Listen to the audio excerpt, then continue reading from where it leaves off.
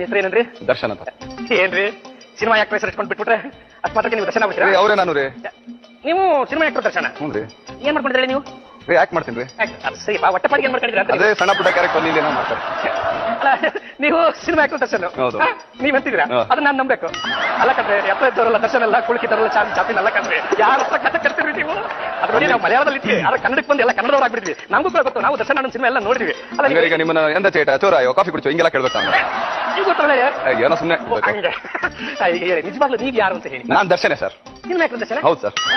Height weight ನೋಡ್ತಾ ಇದ್ರೆ ಏನೋ ಇದೆ, ಆದ್ರೆ ನೀವೇ ಸಿನಿಮಾ ನಟ ದರ್ಶನ್ ಅಂತ ಯಾಕೋ ನನಗೆ ನಂಬಿಕೆ ಆಗ್ತಾ ಇಲ್ಲ.